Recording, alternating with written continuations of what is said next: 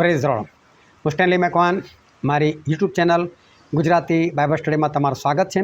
મારી ચેનલને આજે અત્યારે આગળ તમે સબસ્ક્રાઈબ કરી લો અને ઈશ્વરના જ્ઞાનમાં તમે વધતા જાઓ।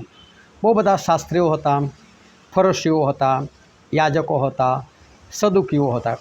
આ બધા લોકો બાઇબલના જાણકાર હતા, બાઇબલના શીખવનાર લોકો હતા અને પાવરથા લોકો હતા, પ્રવીણ લોકો હતા, જાણકાર લોકો હતા। એમની સમાજમાં ઇજ્જત હતી, સભાસ્થાનની અંદર એ લોકોનું આગળ માન હતું, ઊંચો હોદ્દો હતો।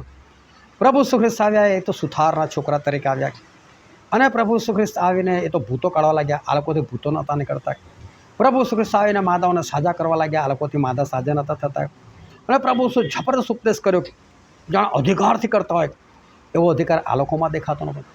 આ બધાને પ્રભુ ઈસુ ખ્રિસ્ત પર ઈર્ષા થઈ, એ લોકોને જલન આવી અને એ લોકોએ પ્રભુ ઈસુને મારી નાખવાનો પ્રયત્ન કર્યો। એટલું જ નહીં, મારી જ નાખ્યા। હું કહું છું, આ લોકોને ઈર્ષા કેમ આવી, અદેખાઈ કેમ આવી? શું આજે આ ઈર્ષા અદેખાઈ તમારામાં તો નથી? આ બધી બાબતો તમારામાં તો નથી? તમે તો કોઈને મારી નાખવાનો પ્રયત્ન નથી કર્યા? એ જાણવાના માટે આ વિડીયોને તમે આખો જુઓ।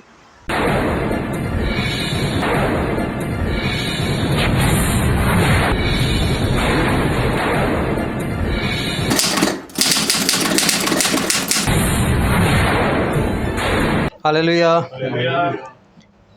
ઈશ્વર પિતાનો આપણે પુષ્કળ આભાર માનીએ કે ઈશ્વર આજે ફરીને એક વખત આપણને નવું જીવન આપ્યું છે, આપણને તક આપી છે, આપણને જીવતા રાખ્યા છે। આ જગ્યા પર ઈશ્વર આપણને એકત્ર કર્યા છે, માટે આપણે ઈશ્વર પિતાનો પુષ્કળ આભાર માનીએ।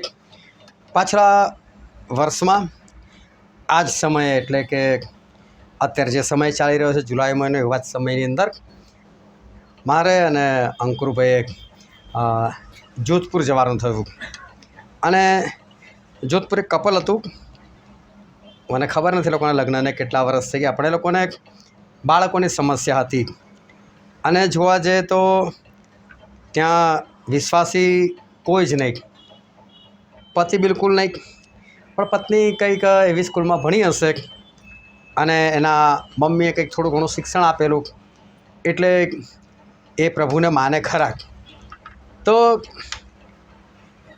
અંકુરભાઈ જોડે ઓળખાણ થયેલી હતી એટલે અમને બોલાવેલા, અમે લોકો ગયેલા અને ત્યાં અમે ગયા ત્યારે એમના ઘરે સારો આવકાર ને બધું સરસ હતું અને પછી અમે અમુક થોડા વચનો પણ આપ્યા, એમના માટે પ્રાર્થના પણ કરી। પ્રાર્થના કરીને અમે પછી નીકળીને ત્યાંથી આવતા હતા। રસ્તામાં મારીને અંકુરભાઈની વાત થઈ, મને કે શું થશે આ લોકોનું એમ, એટલે કે જોવા જઈએ તો વિશ્વાસ કોનો છે નહીં, એટલો બધો વિશ્વાસ નથી, તો શું થશે એમ। મેં કહું ના, અહીંયા ગાડી ઈશ્વર કામ કરશે ને આવતા મહિને આપણને ખબર મળશે।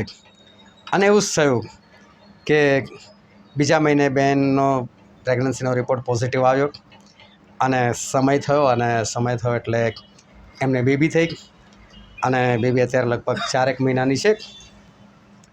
હવે જ્યારે બેબી થઈ ત્યારે હું બહુ ખુશ થઈ ગયો, પણ એ ભાઈ તો મારા આગળ રડે, મારું બેબી થઈ ગયું, મારો છોકરો જોતો હતો અને એણે બહુ બધી અપેક્ષા રાખેલી કે છોકરાની આંખો પેલી બ્રાઉન કલરની હોય, માંજરો કહેવાય એવી, પછી એના વાળ કંઈક આવા કંઈક ઘૂંઘરાલું હોવા જોઈએ, ખબર એ બધું કેવી આશા બધી રાખેલી હતી એમ। અને એ બધી આશા એમની સફળ ના થઈ। છોકરો કે ફોરેનર જેવો દેખાવો જોઈએ, આવું બધું એમની મનની કલ્પનાઓ હતી અને એ પ્રમાણે ના થયું અને એમનું સીઝર થયેલું અને સીઝર થયું અને ડૉક્ટરે કીધું કે બેબી થઈ છે અને અત્યારે તો છે ને ડૉક્ટરો બોલતા બી નથી, પણ કંઈક બ્લુ કપડાં એટલે છોકરો અને પિંક કપડાં એટલે છોકરી, એટલે કીધું શું થયું છે તો આમ દેખાડી દીધું એટલે એને ખ્યાલ આવી ગયો પિંક કપડાં જોઈને એમ। અને એ ભાઈ ત્યાં ઓપરેશનમાં રડવા લાગી કે મેં તો છોકરો માગેલો, ઈશ્વરમાં નામ આપ્યું, તેમ આપ્યું, અને એટલી બધી એ ડિસ્ટર્બ થઈ ગઈ, ડિપ્રેશનમાં જતી રહી અને મને એવું થયું, મેં આને તો મળવા જ જેવું નહોતું। મેં આના કરતાં કોઈ બીજાને આવ્યું હોત તો કેટલું સારું, ખુશ છે યાર, થતા નહોતા અને એક છોકરું થયું છે, ભલે છોકરી થઈ જાય, કેટલો આનંદ હોવો જોઈએ કે ઈશ્વરે એનું ગર્ભસ્થાન ખોલ્યું। અને મને ગમ્યું નહીં આ બધી વાતો, મારી સાથે એમણે ફોન પર બી વાત કરી। હવે છે બી ને એટલા બધા વિશ્વાસ, એટલે મેં કહું આ તો ને કદી જવાનું થાય એટલે મેં ઠપકો આપીશ એમ। અને એના પતિએ મને એવું કીધેલું કે જો કે છે પ્રભુ મારા જીવનમાં કામ કરશે ને કે છે તો કે હું પ્રભુને માનીશ કે છે એમ. અને આટલો મોટો ચમત્કાર થયો તો બી એ એવું માનવા તૈયાર નહીં કે આ પ્રભુ ઈસુ તરફથી છે. એટલે કહે ખરો પણ હજુ બી કહેજો તો મારા પ્રભુની ઓળખ જોઈએ તો મારા પ્રભુ મારા જીવનમાં કામ જ શું કર્યું છે. એટલે હું આને બી જઈને ખખડાવું કે ભાઈ તમે બાળકો નથી તો બાળક થયું તને ખબર નહીં પડતી કે આ જ ઈશ્વર છે એમ. અને ફરી જવાનું થયું. અંકુરભાઈ તો રજાઓ નથી એટલે પછી મારે એકલાએ જવાનું થયું. અને હમણાં ગયા અઠવાડિયે ત્યાં જઈને આવ્યો. અને હું ત્યાં ગયો અને આ બધું મારા મનમાં હતું કે અમે બસ ભેગા થઈએ બેસીએ વચન લઈને એટલી વાર છે ને બેઉ જણે ખખડાવો. અને અમે લોકો વચન લઈને બેઠા. અને એ બહેન બહુ બોલકણા બહેન છે. એટલે એમણે બધી વાતો શરૂ કરી. મને કે હું તો એટલી બધી ડિપ્રેશનમાં આવી ગયેલી હતી, મને બેબી થઈ અને હું તો અહીં રડી ને આ બધી વાતો જે મને ફોન પર કરી બધી ફરી કરી મને એમ. પણ કે ખરેખર ઈશ્વર કેટલા મહાન છે કે મેં એવું ના વિચાર્યું કે મને બાળક નતા મને બાળક થયું કે છે. એટલે મારા કહેવા પહેલાં ઈશ્વરે કામ કરી નાખેલું. અને એને બધું કબૂલ કર્યું કે મારે આવું નહોતું કરવું જોઈએ, તું ઈશ્વર કેટલા દુઃખી થાય. મેં પછી ઈશ્વરની માફી માગી તો એનો વર બી કહેવા લાગ્યો કે ના ઈશ્વર તો અમારા જીવનમાં કામ કર્યું છે. એટલે જો હું ખખડાવવાનું વિચારતો હતો તો મારા ગયા પહેલાં ઈશ્વરે કામ કરી દીધેલું હતું. બીજી બાબત એ બહેનને એવું કે બસ મને કમસે કમ 3 છોકરા જુએ છે. 3 છોકરા જુએ છે એટલે સિઝર તો 3 વખત થાય નહીં.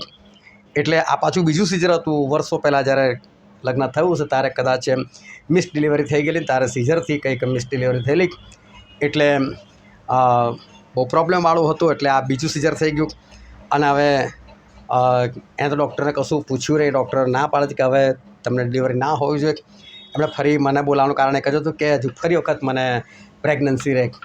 ખાલી અમારી વાત થઈ અને મેં ટિકિટ કઢાવી અને પછી મેં એમને મોકલી ટિકિટ કે જો હું આ દિવસ આવવાનો છું. અને એમનો ફરી પાછો ફોન આવ્યો. મને કે ખુશખબરી. મેં કહ્યું શું? તો ગઈ વખતે તમે આવ્યા પછી ખુશખબરી આવી, આ વખતે તમે ખાલી આવવાનો છો ને એટલામાં જ ઈશ્વરે કામ કરી દીધું છે કે હું પ્રેગ્નન્ટ છું કે છે. હા એટલે કે હવે તો ભલે ગમે તે થાય, હવે ના રડું કે છે. આ તો ઈશ્વરનું કામ છે કે છે. હવે મને ગમે તે થાય કે હું ના રડું. ચલો સરસ. અને એ જે મારે ખખડાવવાનું હતું એ મારી પહેલાં ઈશ્વરે કામ કરી નાખ્યું.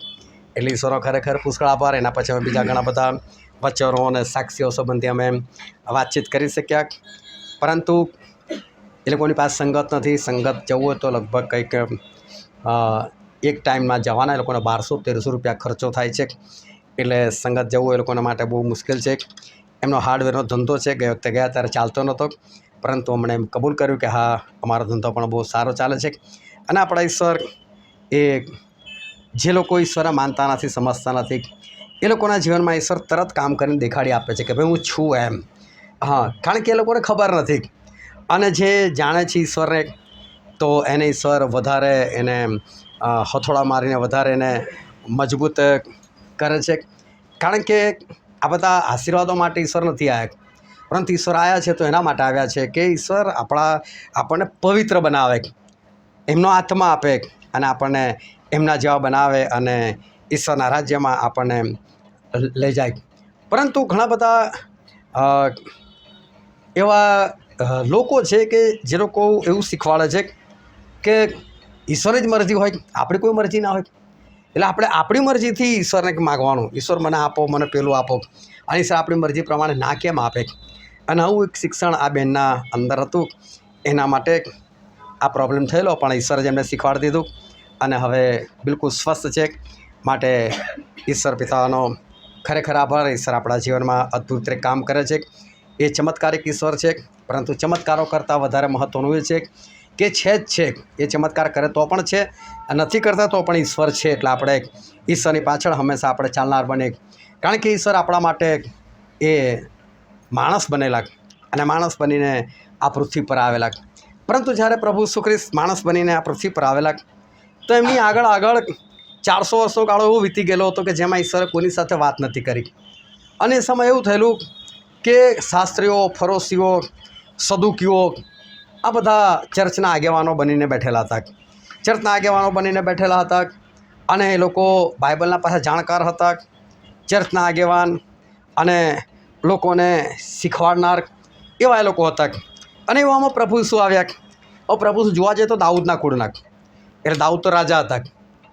પરંતુ એવું બધું પતન થવા લાગ્યું. બધા એક પછી એક બધા એવા પાપી લોકો આવ્યા કે જેના કારણે એ જ દાઉદના કુળના યુસુફ એ તો સુથાર હતા. બોલો, કોઈને એવું કહેવાય કે ભાઈ મારો બાપા તો રાજા હતા મોટા, સુલેમાન જેવા જોરદાર રાજા, અને એમના કુળમાં આવનાર સુથાર. એટલે કેટલું બધું પાપને કારણે પતન થઈ ગયું. એટલે પાપ આપણા જીવનમાં જે છે ને બહુ અધોગતિ લાવે છે, આપણને ઉપરથી નીચે ફેંકી દે છે. આ યુસુફના જીવનમાં એવું જ થયું હોય તો એક સામાન્ય સુથાર હતા, અને પ્રભુ ઈસુ ખ્રિસ્ત એમને ત્યાં જ એ માનવ દેહ ધારણ કરીને એ આવેલા હતા. એટલે બધાનો આ તો સુથારનો છોકરો, આ સુથારનો છોકરો છે, આને શું સમજ પડે એમ. અદેખાઈ આવતી હતી. અને તમે જોજો અદેખાઈ કોને આવે? તમારા કરતાં કોઈ સારા કપડાં બીજા જુઓ ને તારા દેખાય, મારા કરતાં આનો ડ્રેસ સારો, એટલે અદેખાઈ આવે. મારા કરતાં આની પાસે સારું, કોઈના છોકરા વધારે સારા દેખાતા હોય કે સારી ડિગ્રીવાળા હોય, તારું થાય મારા કરતાં આનો છોકરો આગળ એમ. એટલે અદેખાઈ ક્યારે આવે છે? કે જ્યારે કોઈ તમારા કરતાં ચડિયાતું છે. તો તમને કહું કે કદી અદેખાઈ ના કરો, પણ તમે જેને જોવો છો ને ચડિયાતો, એને તમારો આદર્શ બનાવો. મારે આના જેવું બનવું છે. કાં તો પછી તમે એવું નક્કી કરો મારે એનાથી આગળ નીકળવું છે. પણ એને જોઈને આપણે એવું વિચારીએ કે આ મારાથી આગળ છે, એટલે પછી એની ખોટી વાતો કરવાની, એની અદેખાઈ કરવાની. શાસ્ત્રીય ફરોશો સદુકીઓ એ લોકોને પ્રભુ શું અદેખાઈ આવી કે પ્રભુ શું ખ્રિસ્તી ચમત્કારો થતા હતા, અને આ લોકોથી ચમત્કારો નહોતા થતા. એટલે આ સુથારનો છોકરો, આની પાસે આટલું જ્ઞાન કઈથી? પ્રભુ શું ઉપદેશ કરે, અને એવી રીતે ઉપદેશ કરે કે જેમ અધિકારથી. કારણ કે લોકોના ઉપદેશ કેવા હોય ખબર? આપણે પાપ કરીએ છીએ, આપણે ઈશ્વર પાસે જવાનું, આપણે પવિત્ર બનવાનું. પ્રભુ શું ના બોલે તમે કરો છો, તમે તમારા પાપમાં મરશો. એ થોડા પાપી હતા તો એવું કહે કે આપણે પાપ કરીએ છીએ. એટલે સામાન્ય લોકોનો ઉપદેશ છે, પ્રભુ ઈસુના ઉપદેશની અંદર બહુ ફરક હતો. એટલે આ લોકોને એવું થાય કે આની પાસે આવું જ્ઞાન ક્યાંથી? આ તો સુથારનો છોકરો છે. એટલે પણ તમે કબૂલ કરો ને એમની પાસે જ્ઞાન છે, તમે પણ એમના જેવા જ્ઞાની બનો ને. પ્રભુ શું ભૂતો કાઢે તો પણ આ લોકોની ઈર્ષા દેખાય. આ થોડો ઈશ્વરના હાથમાંથી ભૂતો કાઢે છે, આ તો બાલઝબૂલની મદદથી ભૂતો કાઢે છે. એટલે પ્રભુ ઈસુની નિંદા કરવાની, એમના ઉપદેશોની નિંદા કરવાની, એમના ચમત્કારો વિશે ખોટું બોલવાનું, તો આ બધાનું કારણ શું હતું? કે એક ઈર્ષા, એક અદેખાઈ. અને પ્રભુ ઈસુના કામ એવા, એટલે પ્રભુ ઈસુની પાછળ મોટી ભીડ પણ, પ્રભુ ઈસુનું નામ પણ ચારે તરફ એ ફેલાઈ ગયેલું. અને આ બધાને જબરજસ્ત ઈર્ષા આવે. આ લોકો બધા ભેગા થઈને વાતો કરે, આ ઈસુનું શું કરીએ કે છે? આ તો કે ચમત્કારો પર ચમત્કારો કરતો જાય છે, કેવા ઉપદેશો કરે છે, આપણી તો દુકાનો બંધ થઈ જશે, અને મારી નાખવાનું કંઈક કરો. અને એ લોકોએ નક્કી કર્યું કે આપણે આને મારી નાખીએ. કારણ કે પ્રભુ શું તો પ્રખ્યાત થતા જતા હતા, પ્રભુ ઈસુ ખ્રિસ્તનું નામ થતું જતું હતું. એટલે આ લોકોએ નક્કી કર્યું કે આપણે આને મારી નાખીએ. અને પછી પેલા પ્રમુખ યાજક હતો એ સમયે, એ પ્રમુખ યાજકે તો ભવિષ્યવાણી કરી કે લોકોના માટે એક માણસે મરવું જોઈએ કે છે. તો કે લોકોના માટે એક માણસે મરવું જોઈએ, કોણ? તો કે શું મારી નાખો એને કે છે. બધા મરે એના કરતાં આ એકને મારી નાખો. ઈર્ષા જે છે ને એ ખતરનાક વસ્તુ છે, અને એનાથી બની શકે માણસ લોકોને મારી નાખી શકે, એટલે હદે એ નીચે પડી જાય. અને આજે પણ આવું જ છે. આજે પણ ઈશ્વર કોઈકનો ઉપયોગ કરતા હોય, આજે પણ કોઈક વ્યક્તિ એ આત્મા જીતવા નીકળતો હોય, આત્મા જીતતો હોય, ઈશ્વર એનો ઉપયોગ કરતા હોય, એનું માન હોય, એનું સન્માન હોય, લોકો એને બોલાવતા હોય, લોકો એમની સંગત ચાહતા હોય. અને ત્યારે અમુક લોકો વાતો કરે, એ તો આવો છે, જવા દો ને, એ તો આવો છે, એ તો તેવો છે. એક સેવક છે, અને કોઈ કે મારા વિશે વાત કરી હશે, એટલે એમણે કીધું એ સાનો સેવક કહે છે? એમ તો એના સગા ભય જોડે બનતું જ નહીં ને કહે છે. હવે એણે કંઈથી જાણ્યું, શું જાણ્યું, કેવી રીતે જાણ્યું? પણ એણે કદી મને પૂછવા નથી આવ્યો કે ભાઈ આવું કશું છે તમારા જીવનમાં. પણ ડાયરેક્ટ વાતો, એને તો કે એના સગા ભાઈ જોડે એને કશું બનતું નથી. એકવાર એક સેવક એ તો મને અલગ લઈ ગયા, અને અલગ લઈ જઈને મને કહે છે બીજી બૈરી કરાય કે છે. મેં કોણે કરી? મને કે તમે. એટલે મેં તો સીધો બિંદુને ફોન લગાવ્યો અને આપી દીધો. મેં કહ્યું ભાઈ વાત કરો. કોણ છે? મેં કહું પહેલી માનો કે બીજી છે, વાત કરો. એટલે પેલા ભાઈ વાત કરી, તમે પહેલી કે બીજી? એટલે બિંદુ કે તમે કોણ? તો હું સેવક છું. તો ક્યાં સેવકના આવા કામ? સેવક છો, સેવકનું કામ કરો ને, સુવાર્તા પ્રગટ કરો. આ બધી પંચાયતમાં કંઈ પણ હું પહેલી છું કે બીજી છું, ખખડા નાખ્યા એમને. હા, બસ ઉપયોગ કેમ થાય છે આને લોકો બોલાવે છે કેમ, અને માણસની અંદર ઈર્ષા આવે, અદેખાઈ આવે, અને એટલે પછી આવી બધી વાતો થાય. આનાથી ચમત્કારો કેમ, આ આટલા બધા ઉપદેશો કેમ કરે છે, આનાથી ભૂતો કેમ નીકળે છે, લોકોને પ્રભુ ઈસુ ખ્રિસ્તની અદેખાઈ આવવા લાગી. લોકો કહેવા લાગ્યા આ તો પવિત્ર આત્માથી નહીં, આ તો બાલ જબૂલથી આ તો બધા ભૂતો કાઢે છે, આ તો સુથારનો છોકરો છે. એના ભાઈઓ બહેનોને આપણે ઓળખતા નથી કે છે આ સાનો ખ્રિસ્ત હોય, ખ્રિસ્ત આવો હોય કે છે આ ખ્રિસ્ત નથી. લોકોને બહુ તકલીફ પડવા લાગી. પણ આ ઈર્ષા જે છે, ઈર્ષા બહુ ભયંકર છે. નીતિવચન 14 અને 30. હૃદયની શાંતિ શરીરનું જીવન છે, પણ ઈર્ષા હાડકાનો સડો છે. બાઇબલ એવું કહે છે ઈર્ષા હાડકાનો સડો છે. એટલે બહુ ધ્યાનથી સમજજો. ઈર્ષા છે ને એ તમારા હાડકામાં સડો લાવી દે, અને હાડકું સડે ને, તમારું માંસ જ્યાં સુધી સડતું હોય ત્યાં સુધી માંસ કાઢી નખાય, તમે બચી જાઓ. પરંતુ હાડકું સડે ને એટલે કાપવું જ પડે, એ ભાગ જ કાપી નાખવો પડે. એટલે માણસ લંગડો થઈ શકે, ઠૂઠો થઈ શકે, આંધળો થઈ શકે. એટલે ઈર્ષા જે છે ને એ માણસને અપંગ બનાવી નાખે. એના કરતાં આ ઈર્ષા છે ને કદી કરવી નહીં. અપ્રભુ ઈસુ ખ્રિસ્તે આ લોકોએ મારી નાખ્યા. અને તો પણ શું થયું? ત્રીજા દિવસ ફરી પાછા જીવતા થઈ ગયા. ઉપર ચોકીદાર દોડીને ભાગ્યો યાજકોની પાસે, કે તમે લોકોએ મને તે મૂકેલો કે છે. પણ અચાનક પેલો દરવાજો ખુલી ગયો, એટલે કે પેલો પથ્થર તો હટી ગયો, અને પ્રભુ જીવતા થઈને નીકળી ગયા કે છે. તો કે જો તમારે એ વાત કરવાની, પૈસા આપ્યા એને, તમારે એ વાત કરવાની કે એના શિષ્યો આવીને સબ ચોરીને જતા રહે કે છે. તો કે આવું કહે તો પછી અમારે તો નોકરી ના જાય કે છે. વોચમેન હતા સૂઈ ગયેલા કે છે. તો એ બધું અમે ફોડી લઈશું, છોડો ને તારી નોકરી નહીં જવા દે કે છે. બોલો હજુ પણ ઈર્ષા. જીવતા થયા તો એવું માનવું જોઈએ કે ચલો જીવતા થયા તો પછી એ દેવ છે, ચલો આપણે એમની પાછળ ચાલે. પરંતુ તો પણ એ લોકો ઈર્ષા જ કરતા રહે. જો માણસના જીવનમાં ઈર્ષા હોય તેને દૂર કરવાનો ઉપાય શું? એક રિક્ષા મારી આગળ જતી હતી, અને એની પર એવું લખેલું, હિન્દી ભાષામાં લખેલું હતું, જલો મત, બરાબરી કરો બોલે. હા, અને ખરેખર આ ઉપાય છે. શું કામ આપણે કોઈને ઈર્ષા કરવાને દેખાય? બરાબરી ના કરે, આપણે બેની પાછળ ભાગનાર ના બને, આપણે પણ એવું કામ ના કરનાર છે. તમે તમારાથી ઊંચાઈ પર કોઈને પણ જુઓ ને એટલે ઈર્ષા ના કરો, પણ મનમાં નક્કી કરો મારે આના જેવું બનવું છે, બસ મારે આના જેવું થવું છે. અને એ આત્મા જીતે છે તો મારે બી જીતવા છે, એનાથી ચમત્કાર થાય છે તો મારે બી કરવા છે, એનાથી ભૂતો નીકળે છે તો મારે બી કાઢવા છે, એ પવિત્ર આત્માથી ભરપૂર છે તો મારે બી થવું છે. અને એમ કરીને આપણે એની પાછળ જઈએ. બાકી જો ઈર્ષા હશે ને, ઈર્ષા હાડકાને સડાઈ નાખે છે. અને માટે એવી વ્યક્તિઓને ઈર્ષા કરવાની જગ્યાએ એને આદર્શ બનાવી દે, અને આપણે એની પાછળ આપણે દોડનાર છે. હાલેલુયા.